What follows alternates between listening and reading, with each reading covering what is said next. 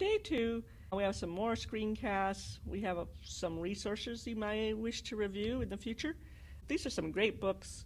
I would highly suggest that you put some of them in your arsenal and spend some time with them. They're great. Now that really covers what's going on in lesson plan for day 2 and day 1. Let's look at day 3 because it's quite different.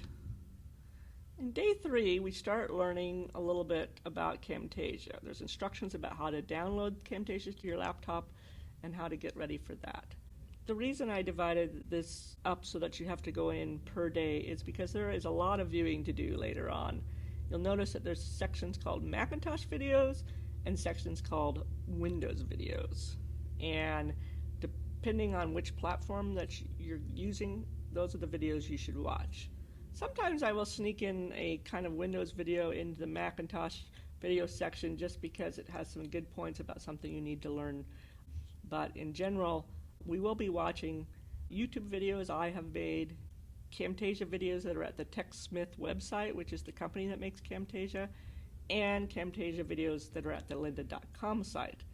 Lynda.com is a company that makes videos on various software, and we're lucky enough here at Cal Poly to have a license to it. And there's a great whole package of videos by Chris Mattia at lynda.com on Camtasia for Windows, which they call Studio 8. And so the Windows people will have a lot of those to view, as well as some of the TextSmith videos, so we're kind of all on the same page. Something I wanted to show you is when you're going into a TextSmith website video, it's pretty easy. You click on the link, it will go to that web page, and then you can choose to play it. And you can choose to go full screen if you wish. My name is Connor Heisel, and I'm an instructional designer here at TextSmith. So that was a video from TextSmith. I could make it full screen and just watch it and follow along. Down here, let's look at this section. Not only do we have some TextSmith video for Windows, but we have some lynda.com videos. And you'll notice when you look at the lynda.com videos that they say unlocked and some of them say locked. What this is Lynda allows people who aren't members to look at some of the videos in her packages. And those are called unlocked.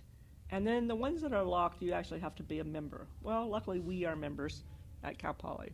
But the difference is when you click on an unlocked video like this one, connecting a microphone in Lynda, it will go to the page and you can simply just play it.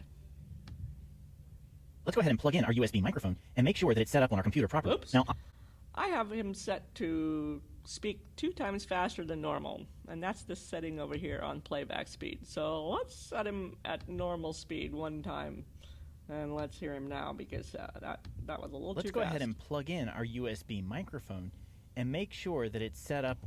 Again, you can click the closed captions button and watch captions. Sometimes that helps me learn better. You can go to full screen here. You can go to a pop-out video here. And you could go to a small video here. Okay, these are all options, some setting options that you can use in Lynda. What I like is on these pages on the website that if you scroll down that you can actually look at the caption text, the script right here.